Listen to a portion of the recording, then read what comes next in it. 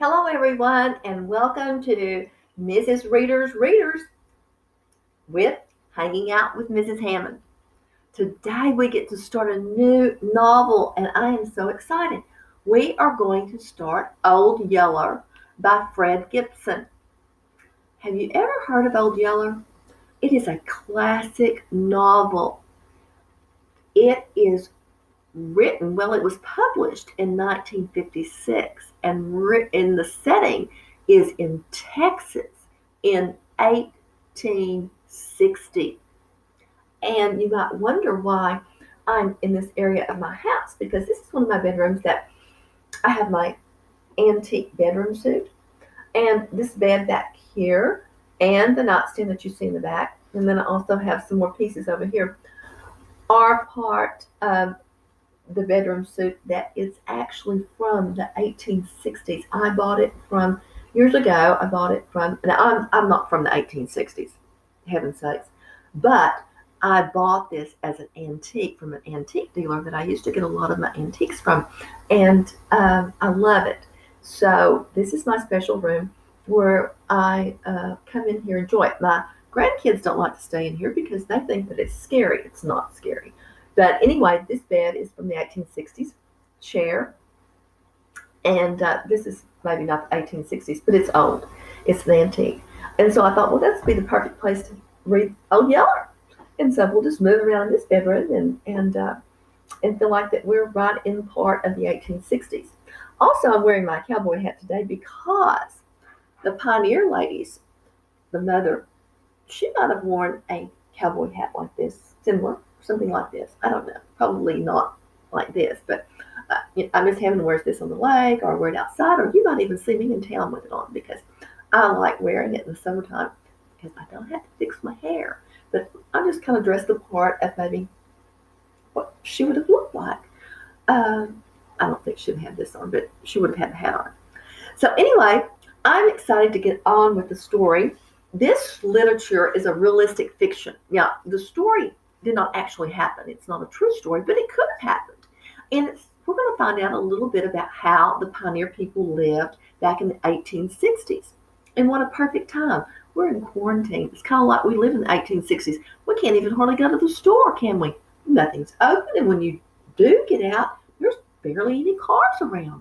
So this is the perfect story, and I think we're really going to love it. Today, in chapters 1 and 2 is what I'm going to be reading. We're going to meet, in chapter 1, we're going to meet Mama and Papa and Travis. This person is told in first person and by Travis. Travis is the oldest son of Mama and Papa. And then they have little Arliss. And then in chapter 2, we get to meet Old Yeller. So it's a fabulous book. It's one that I think that you're really going to love. Some of you might have watched the movie or even read it. It's a 5.8 reading level, and it will give you 6 points if you take it on AR. So I want you to listen. Today we're going to read 2 chapters. Oh, before we begin, I do have some vocabulary. Now, I have this vocabulary. This is not 1860s, of course, and I thought I could show you on my phone, but that doesn't work. So I'm going to go back and just tell you because I don't know if you'll know this. Cantle, if you don't know what cantle means, that is the hump of a horse on the back. And it says that Papa put his supplies on the cantle. That's because he was having to leave because they had no money. And so he had to travel all the way to Kansas from Texas. Now, they didn't have cars. Now they have to travel on a horse. So he had to pack all the supplies on the cantle of the horse. Okay, the hump part. All right, that's one word. Another word is cur dog. You may know that, but that's a working hound dog. A cur dog is a working hound dog. And any animals that they had, they either used them for work or that was their food. That was their livelihood.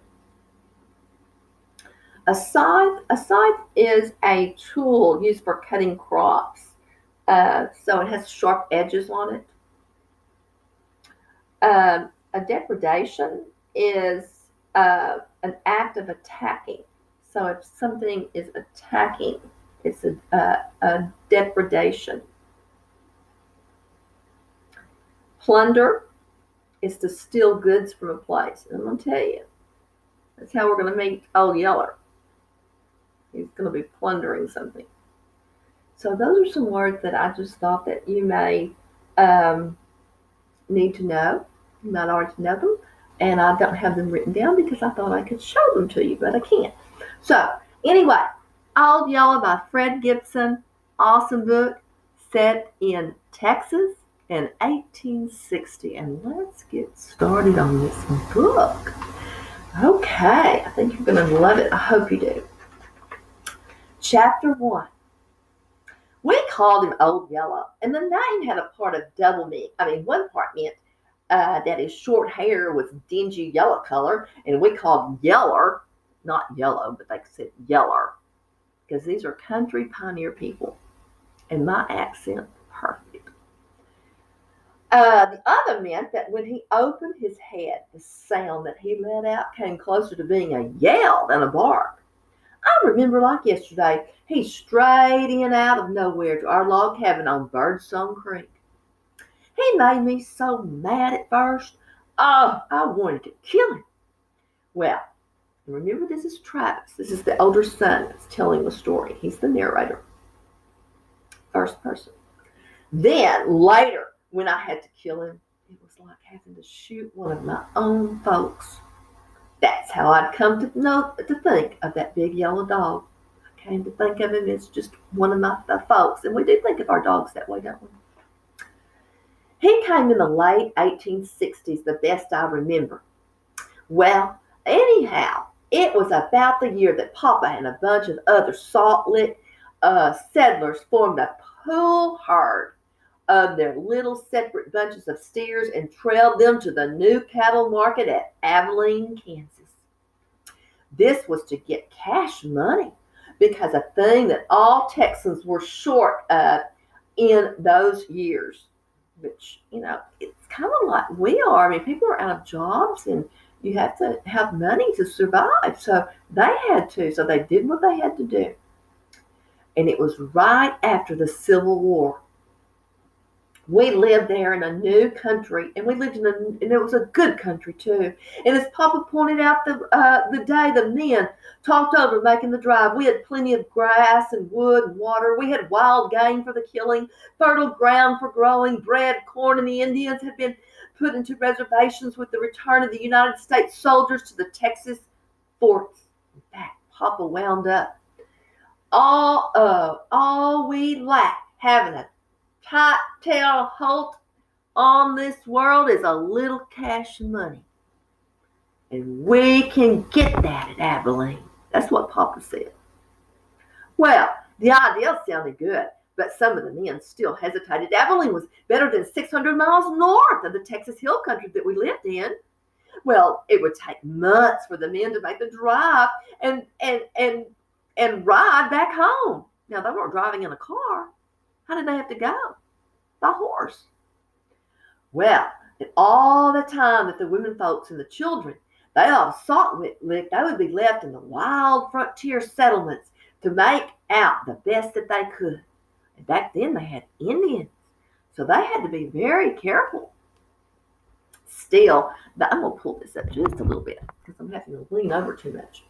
Still, they needed money, and they realized that whatever a man does, he's bound to take some risk. So they all talked it over with each other and with their women, and then decided that it was the thing to do. They told their folks what to do in case the Indians came off the reservations, or the coons got to eating the corn, or the bears got to killing too many hogs. And then they gathered their cattle. They burned a trail brand on their hips, and they pulled out on the long trail to Kansas.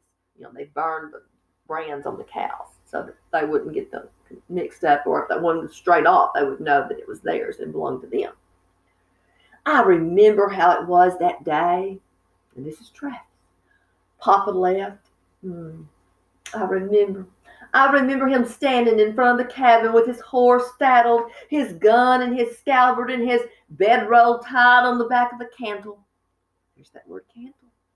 His bedroll. That was like a sleeping bag that he had, and he rolled it up and put it on the back of the horse. I remember how tall and straight and handsome he looked with his high-crowned hat and his black mustache. all drooping in his horn curves past the corners of his mouth. And I remember how Mama was trying to keep from crying because he was leaving, and how little Arliss, who was only 5 years old and didn't know much about trying to keep him crying at all. In fact, he was howling his head off. Well, not because Papa was leaving, but because he couldn't go with him. Well, I wasn't about to cry because I was 14 years old, pretty near a grown man.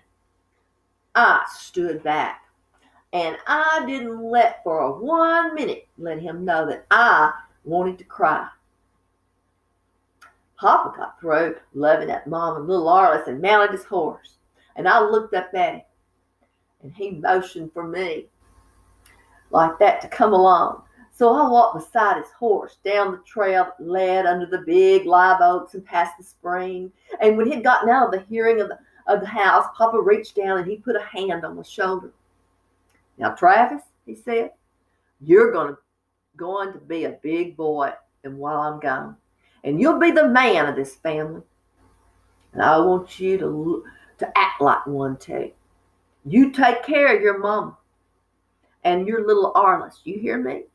And you look after the work, and don't you wait around for your mom to point out what needs to be done. You think you can do that?" "Yes, sir. Yes, sir," I said. "Now, there's the cows to milk, and wood to cut, and young pigs to mark, and fresh meat to shoot. But mainly there's the corn patch. You don't work it right, or if you let the varmints eat up the roasting ears, we'll be without bread and corn for the winter." Well, they had to grow their food and make their breads, and they had to make sure that no animals ate the plants.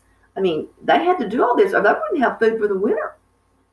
They had to go out and shoot deer and squirrels and whatever they ate because they didn't have stores at all that they could go to. "Yes, sir," I said. "Well, now, there's the cows to milk and the wood to cut. Remember that. And young pigs and all that." "Yes, sir," I said. "All right, boy, I'll be seeing you this fall." I stood there, and I let him ride on. There wasn't any more I could say. Well, suddenly I remembered, and I went running down the trail after him, calling for him to wait. "Paul, Paul!" He pulled up his horse, and he twisted around in the middle. "Yeah, boy," he said. "What is it?" "That horse," I said. "What horse?" he said.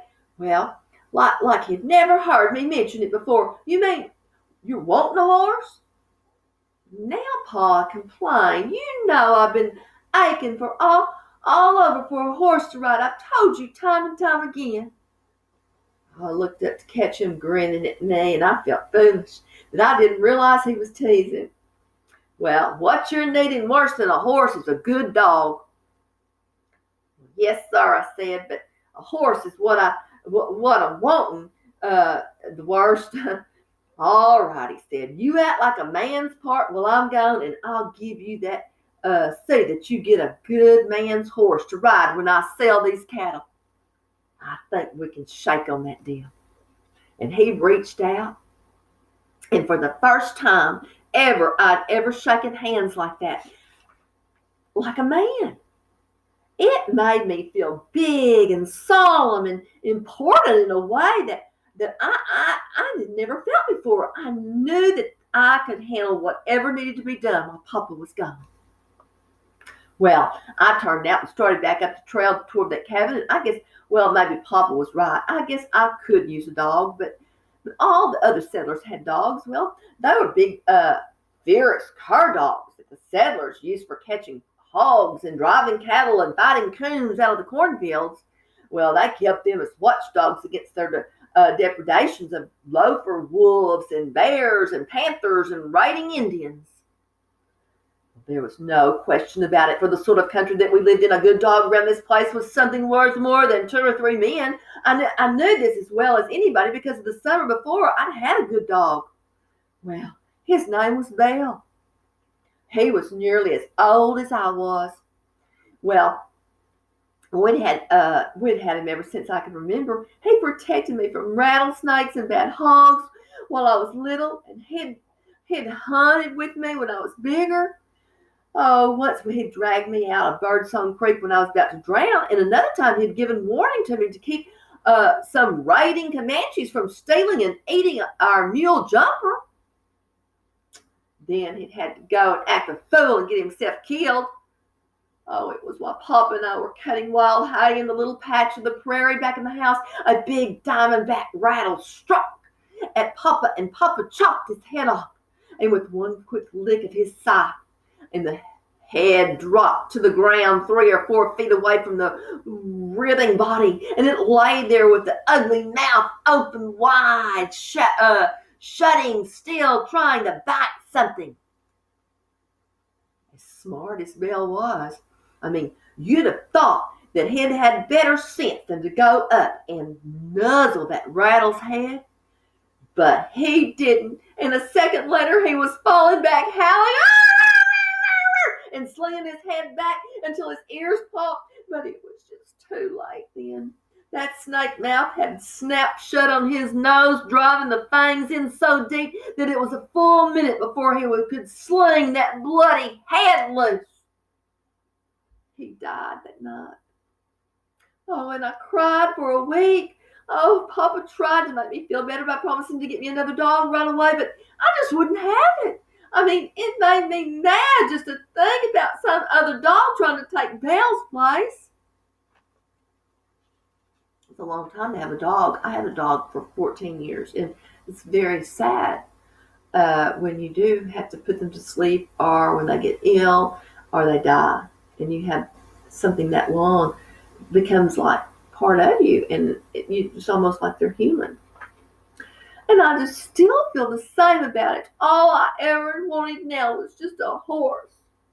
Well, the trail I followed led along the bank of the Birdsong Creek through some bee myrtle bushes, and the bushes went blooming white. They were blooming white and smelled sweet. And in the top of one of the mockingbirds were singing, and that made me recollect now on Birdsong Creek had got its name because Mom had named it when me and she and Papa came to settle. Mama had told me about it. She said that she named it the first day that she and Papa got there, and with Mama driving the ox cart loaded with our house plunder, and with Papa driving the cows and the horses. Oh, that meant to build closer to the other settlers over on Salt Branch, but they camped there at the spring, and the bee myrtle had been blooming white that day, and seemed like in every bush that there was a mockingbird singing his full head off. It was all so pretty and smelled so good, and the singing birds made such fine music that Mama, she just wouldn't go. We'll build right here, she told Papa, and that's what they've done. They built themselves a home right there on Birdsong Creek, and they fought off the Indians and cleared a corn patch and raised me and little Arliss. All, and lost a little sister who died of fever. Now it was my home too, and while Papa was gone, it was up to me to look after it. I came to our spring that gets clear, cool water out of a split in a rock creek, because they didn't have running water like we do. They had to get it out of the spring in the creek, and the water poured into a porthole about the size of a wagon bed, and in the porthole, up to the ears in the water, stood little Arliss right in our drinking water. I said, Arliss, you get out of that water. Arliss turned and he stuck out his tongue at me. I'll cut me a sprout, I warned. That then he'd cut a switch. You guys probably don't know what a switch is. Some of you might. When I was little, and if I had to bathe, my mother would go outside. They'd just pull a switch. They'd just pull a stick off a limb off of the tree, and that was a switch, and they'd switch your legs with it. Well, that's what he's talking about. I said, Arliss. He said, I'll get me a sprout or a switch.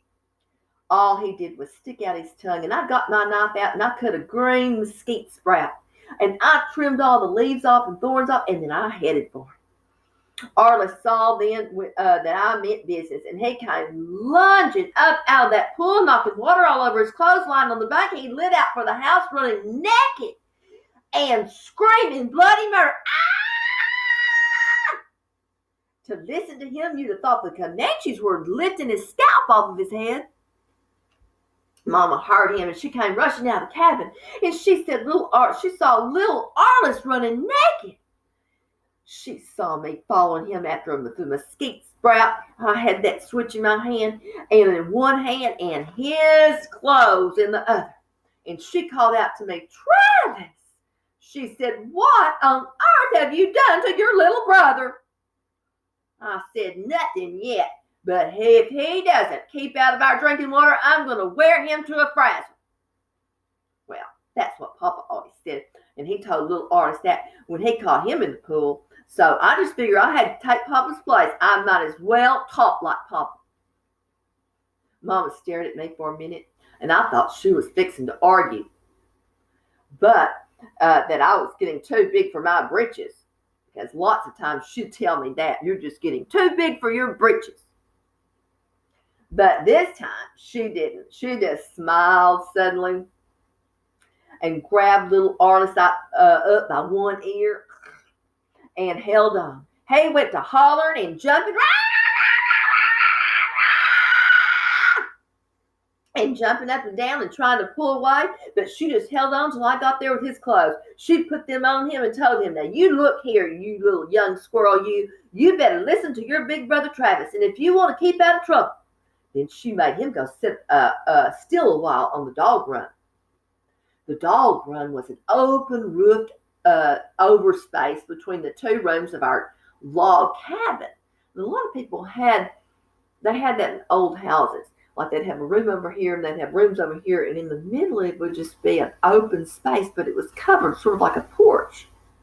And that's because they had no air conditioning in the summer or anything, and it would bring the breezes in to the house. Well, she made him sit out there in the dog run. And the dog, and it was a good place to eat watermelons in the hot summer, or even sleep when the night breezes weren't strong enough to push through the cracks between the cabin logs. Sometimes we hung up fresh killed meat there to cool too. Little Arliss, he sat in that dog run and he sulked while I packed water from the spring. I packed water in a bucket that Papa had made out of the hide of a cow's leg. And I poured the water into the ash hooper and then stood beside the cabin. And then there was the water could trickle down through the wood ashes and become lye water. Well, later Mama would mix this lye water with hog fat and boil in it with an iron pot when she wanted to make soap. They had to make their soap. They had to make everything they had.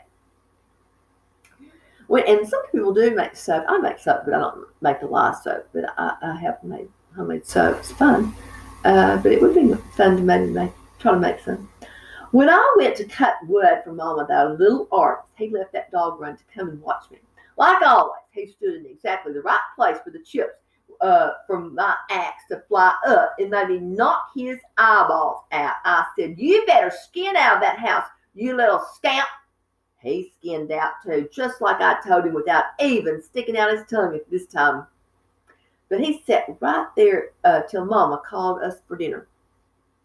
After dinner, I didn't wait for Mama to tell me that I needed to finish running out the corn middles. I just got right up from that table and went out and hooked Jumper up to the double shovel.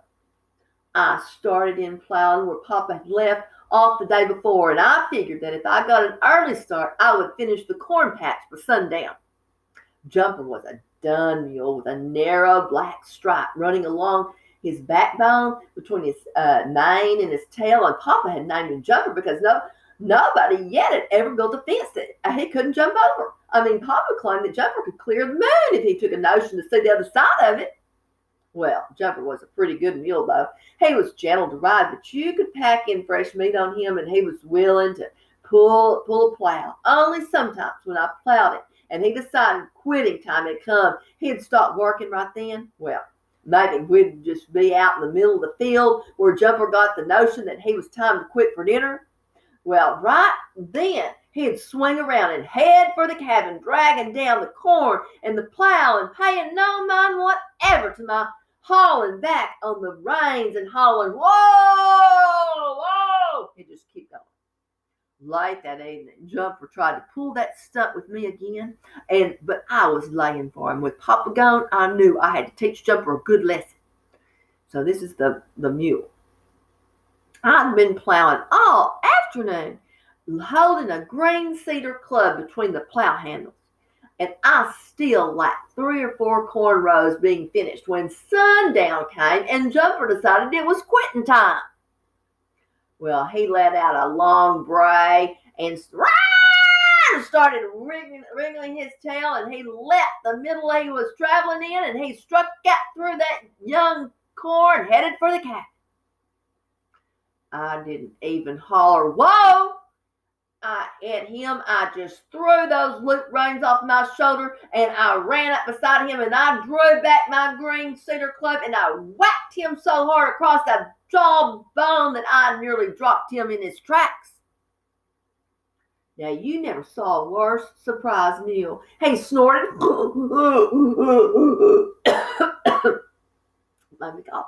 Started to run, and then just stood there and stared at me. Like maybe he couldn't believe that I was man enough to club him that hard.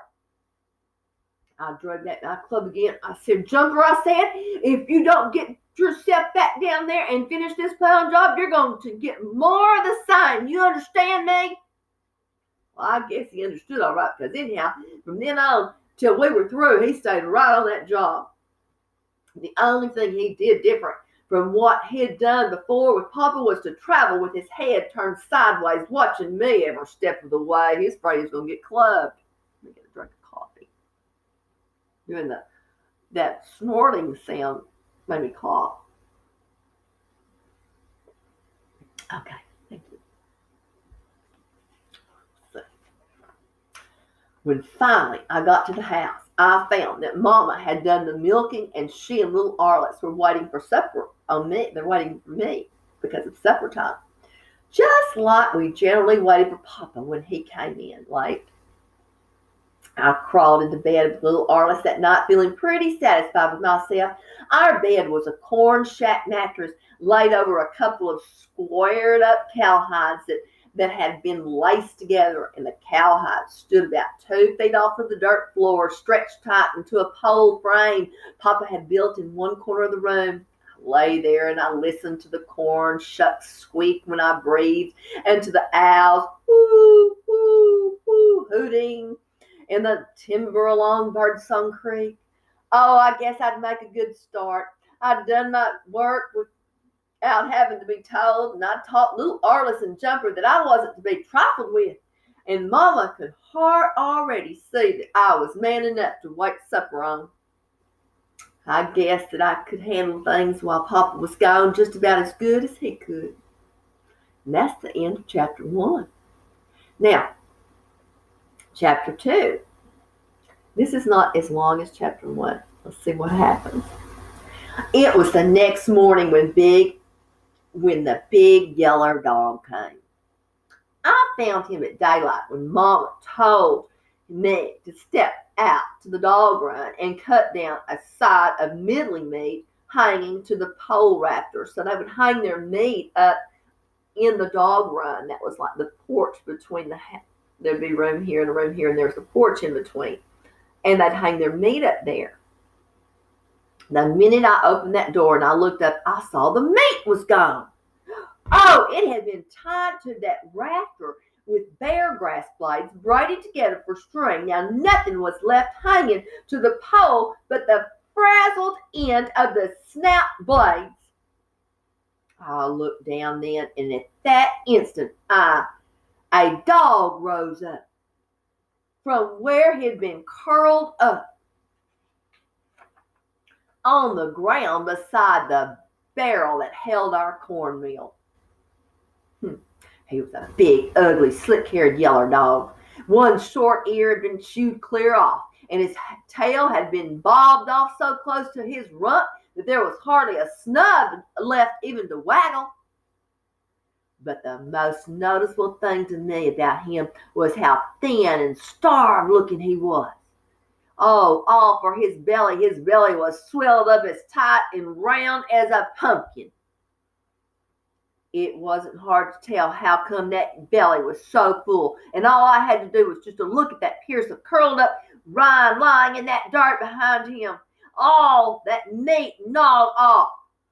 Oh, that side of that meat had been a big one too, but now there was nothing, not even enough meat left on the rind to interest a pack rat. Well, to lose the only meat that we had left from last winter's hog butchering was bad enough. But what made me even madder was the way that dog acted. I mean, he didn't even have the manners to feel ashamed of what he'd done. He rose to his feet and stretched, yawned, and then came romping toward me, wiggling that snub little tail and yelling, "Oh, you!" Just like he belonged there, and I was his best friend. "Well, why, you thieving rascal!" I shouted and kicked at him as hard as I could. Well, he ducked just in time so that I missed him by a hair. And then that nobody could have told that I missed that dog, because after the way he fell over on the ground and lay there with his belly up and his 4 feet in the air, squawking and bellowing at the top of his voice, and from the rackets he made, you'd have thought that I'd clubbed and it was breaking every bone in his body. Mama came running out to see, sticking her head through the door and saying, "What on earth, Travis?" "Oh, why, this old stray dog is coming and eating our middling meat. Clear up," I said. I aimed another kick at him. He was quick and he rolled out of reach again just in time and then fell back to the ground and lay there yelling, even louder than ever. Then out came little Arliss. He was naked, and like he always slept in the summertime, and he was hollering, "A dog! A dog!" And he ran past me, and he fell on that dog and petted him till he quit howling. And then he turned on me, fighting mad. "You quit kicking my dog!" he yelled fiercely. "You kick my dog, and I'll swear you a frazzle."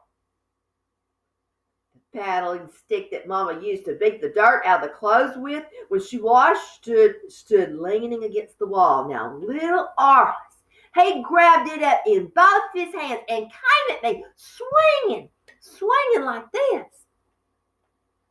It was such a surprise move. Little Arliss making fight at me that way, and I just stood there with my mouth open and let him clap me in a good one before I thought to move. Then Mama stepped on and she took that stick away from him, and Arliss turned on her, right ready to fight with his own fist. And then he decided against it, and he ran and put his arms around that big dog's neck. He began to yell, "He's my dog! You can't kick him, he's my dog!" That big dog was back up on his feet now, wagging his snub tail again and licking the tears off of Arliss's face with his pink tongue. Mama laughed. "Well, Travis," she said, "it looks like we've got us a dog." "But Mama," I said, "you don't mean we'd keep an ugly dog like that? One that will come in and steal meat right out of the house?" "Well, maybe we can just keep him," Mama said. "Maybe he belongs to somebody around here and they'll want him back." "He doesn't belong to anybody in the settlement," I said. "I know every dog at Salt Lick." "Well, then," Mama said, "if he's a stray, then there's no reason why little Arliss, he can't claim him. You'll have to admit that he's a smart dog. Mighty few dogs have sense enough to figure out a way to reach the side of a meat hanging that high. He must have climbed up on top of the meat barrel and jumped from there."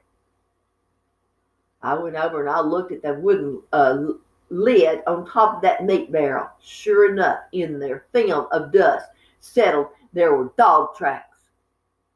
"Well, all right," I admitted. "He's a smart dog, but I still don't want him."